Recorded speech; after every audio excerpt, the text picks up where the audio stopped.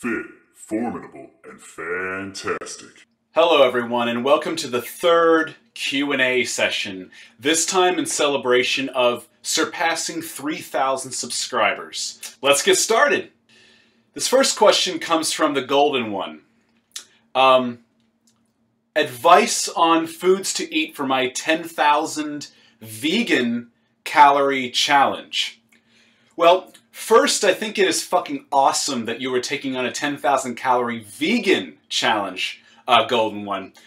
When I do cheat meals or days, I go calorically dense. I let the inner fat kid out to play. For instance, I bake homemade vegan donuts and I top them with a homemade vegan frosting. Or I bake vegan chocolate chip cookies or a couple batches of vegan pancakes, which comes to about 40 plus pancakes, like 42 pancakes, which then I will top in maple and fruit syrups. I also love fries, and I'll do an assortment of sweet potato and regular oven-baked fries that I drizzle in coconut oil before I bake them, and of course I sea salt them, and then I top that with ketchup when it's all said and done. My cheats are far from healthy. They tend to be things that I normally do not consume and I just want to enjoy on an occasion. And I've done videos on some of this. In fact, I did a how-to video for my vegan donuts, which I will link in the description below. One batch of those donuts, for instance, comes to 3,520 calories. So if you're doing a 10K challenge, that's nearly half right there. That includes the frosting. I've also done a 4,000 calorie cheat meal video. Not day, mind you, but a meal. And I will link that video in the description as well. Next question. How do you balance martial arts and lifting? For instance, I'm a boxer, so I do tend to lighten up on the front delts a bit. Do you feel that you've had to sacrifice one for the other? And do you feel you'd be bigger if you gave up martial arts, or be better a martial artist if you gave up bodybuilding? You can possess both admirable size and martial arts prowess. I think that myth that you can only have one or the other is total horseshit. I was always inspired by powerful martial artists, like Jean-Claude Van Damme, Dolph Lundgren, and Michael Jai White, all of whom are martial arts stars who packed on size at one time or another. In fact, Lundgren is a practitioner of my form of karate, and that is the look I wanted to embody for myself as a martial artist. Furthermore, Maso Oyama, founder of Kyokushin, was a huge proponent of weight training. He even trained like a bodybuilder. Another big influence of mine is the late Kyokushin and K1 champion, Andy Hoog, who also combined weight training with his karate training. It is important to recognize your weight threshold for your height. For me, that is about 210 pounds. Above that weight, my speed takes a serious hit. I'm currently 192, so I actually have room to grow so long as I remain lean. I also feel it's important to cross-train. That way, as you add size, you're gradually handing the new size in application, instead of getting big and then suddenly trying to handle that bulk in an athletic way. This may sound like bro science, but I've found it serves me well, as my size has never slowed me down. In fact, I am faster and stronger, believe it or not, than I ever was before, despite being bigger now. I straddle the line of speed and power fighter, if you will. I've also copped a tip from Michael Jai White. I read an interview once where he said he approaches the bench press, for instance, like a punch. I've applied this thinking to my own training, explosive concentrics, visualizations. Furthermore, I see other exercises like, for instance, standing leg curls as working elements of a technique. In the case of leg curls, strengthening the hook aspect of a hook kick or back spinning kick. Just focus on getting strong while working on explosiveness too. Work on the big moves like the squat, the deadlift, the bench, and the overhead press.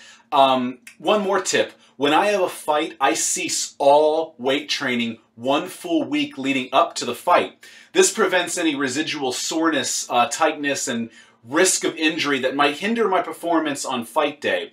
I also do not like fighting with a pump, even a tiny one. I like to be, loose and relaxed. What was the worst comment or encounter you've ever had by a non-vegan, and how did you react and respond? I can't say this is the worst, but in context it was the most offensive. I went down to visit my folks back in February. They live down in Maryland. I wasn't in their car for more than 30 minutes after arriving by train that I got poked about my veganism. My mother, who is a born-again Christian, decided to rant about how God approves killing animals for food, that it is their purpose on this planet to serve us, etc. That, you know, the spiel. Long story short, it led to a debate and nearly set a very bad tone for my entire trip to come. I told her that if she wants to use the God argument in debate, then she needs to actually first prove God's existence, as the burden of proof is on her to do so, not on me. And her evidence, of course, was the Bible proves God is real. But by that logic, Frankenstein must have also been real because he appeared in Mary Shelley's famous story. Have you ever worked out under any drugs or alcohol influence, and if so, elaborate, please? I do not drink, not a drop, nor do I use drugs, performance-enhancing or recreational. That said, in 2012, before I was a vegan, I had tried a pre-workout powder that I got in an insane introductory discount. It was by Lecheek Nutrition, I think I'm pronouncing that properly, L-E-C-H-E-E-K. But I don't recall the precise product, or if it's even still in production, as it were. It may have been an early version of their Speed X3, I just don't recall precisely. I don't know what the fuck was in that shit, but I felt all varieties of fucked up during that workout. I felt insanely energized, but also cold, sweaty, and sick-like, and very nauseous. Like I wanted to crush weights, run sprints, but also vomit and die at the same time. I actually threw that shit in the garbage after I got home. What's your view on soy products, or soy in general? I like soy. I use it regularly. My protein powder contains 50% soy isolate combined with pea and rice, and I consume upwards of 30 ounces of tofu daily. It's high in protein, and it's also low in carbohydrates, therefore it's very flexible and versatile. And despite the fear-mongering, the body of research on soy is primarily neutral, and the remainder is positive. What do you think about the raw food diet? Raw's cult-like proclaimed superiority is not supported by the body of existing research that's out there. Case-by-case examples, like with corn, mushrooms, and tomatoes, and I've covered this in previous videos, show that certain nutrient properties are actually enhanced by cooking, and toxins are actually reduced or eliminated. And what nutrients are lost can be obtained from foods that are excellent consumed raw, like fruit, such as vitamin C. Thus, I actually advocate a mixed diet of both cooked and raw foods where appropriate. Do you travel a lot, and if so, how has it been for you, the vegan scene in different cities, countries, restaurants, people, openness, grocery stores, fruits and veggies, etc.? Whatever you want to talk about. Was it harder or easier at some places, and what do you usually do to make it easier for you if you have some kind of a ritual?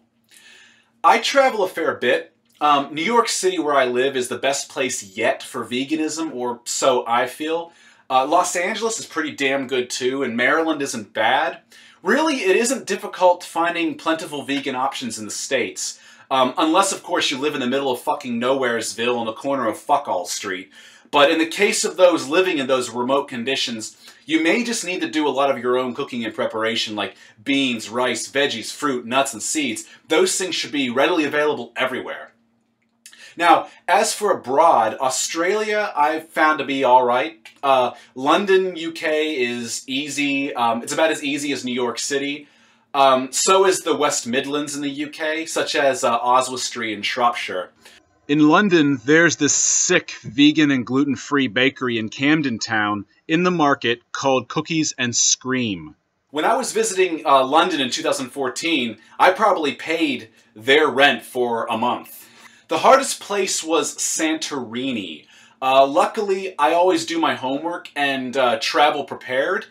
This trip prep involved speaking to a Greek friend of mine.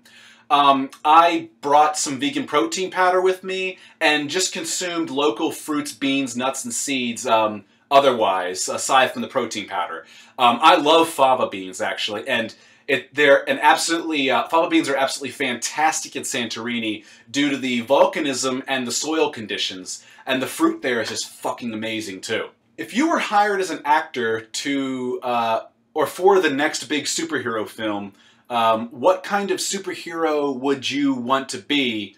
Laugh out loud. Or what superhero that already exists would you want to be? Or both questions. I know, silly, but you look so much like one.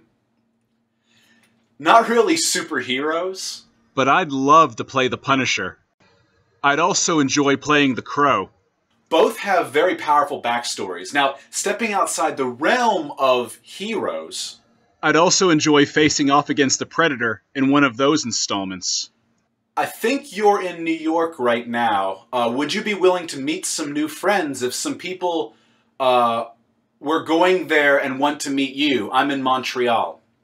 Yes, I live in Manhattan, and sure, but I would have to prepare for it based on my schedule in advance, if I'm able to. I am packed very, very tight usually, such is life. So do give me a heads up if you have something in the works, but I can't make any guarantees. I'm curious, what else do you do except being an awesome vegan vlogger, bodybuilder? What is your jobs and hobbies, etc., if it's not too personal? Well, I'm also a martial artist, as you probably gathered from an earlier question. I'm a guitarist. This is actually my newest baby, which I had recently customized. I love this thing. It's beautiful. Plays like a treat. It's probably my best electric guitar that I own. And I have Les Pauls and all sorts of stuff, but this thing is just beautiful. I also sing, write songs, and write poetry, and I'm actually working on a solo music project right now. Furthermore, I have a degree in the fine arts, and I have been drawing since I was 2. My favorite mediums are graphite, pastels, and charcoal. I'm very artistically inclined, actually, which just runs in my immediate family. Compared to how it was before, how is your libido since you've been vegan? Did you have lower or higher periods of libido at some point? And if so, what do you think it was related to? Always intake zinc? Libido, just like natural hormone levels, it rises and it falls in everyone. There is no stagnancy. But I am generally very high in libido. I'd say my sex drive is well above average for a guy, and that has not really been affected by veganism one way or the other. What has noticeably improved is my blood flow, and all the good shit that entails, both in the gym and in the bedroom, for me and a partner. Are vegan girls better in bed? Laugh out loud. Okay, you don't have to answer that one. And do you think your performance is better since you have been vegan? Laugh out loud. I've only slept with one vegan girl, and while she was very active in the bedroom, which I actually prefer, she wasn't any different than the active omnivores and vegetarians that I've also slept with. I've also had my share of women who are quite boring in bed, to be honest, as well. I think it has little to do with diet and everything to do with experience, personality, and sexuality, as well as personal tastes and standards.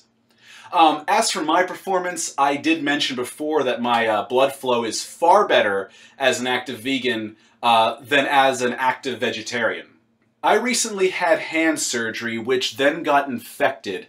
All of my calluses were removed. What's the best way to catch up to where I was before lifting and to rebuild the calluses?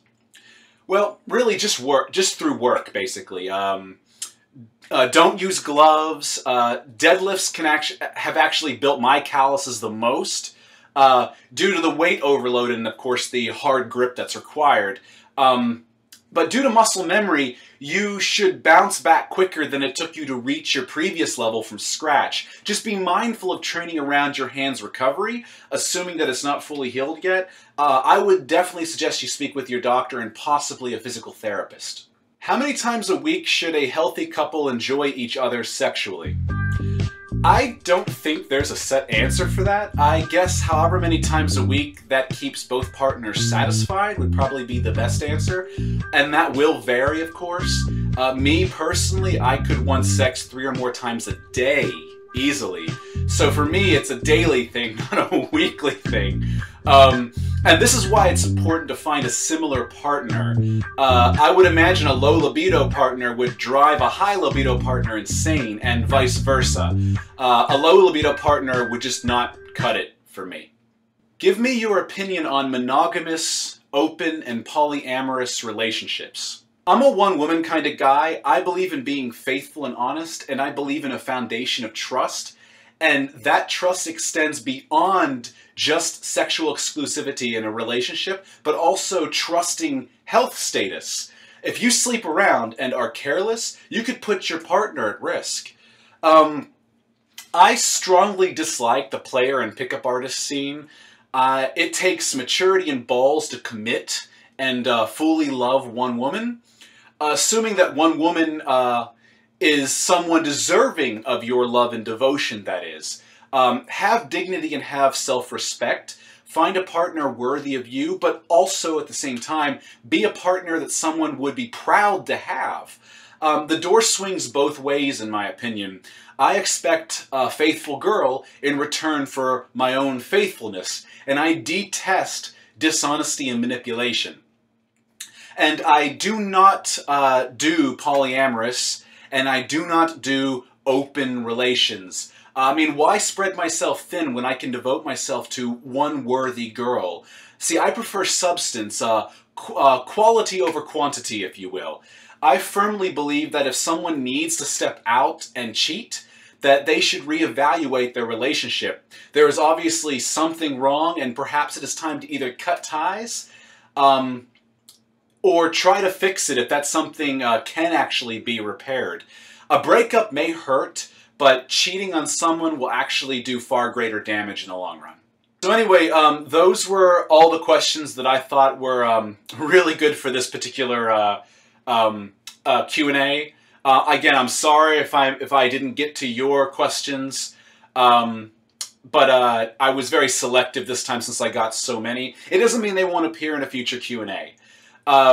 Anyway, I will see you guys for another episode coming up soon. Until then, stay fit, stay formidable, and stay fantastic.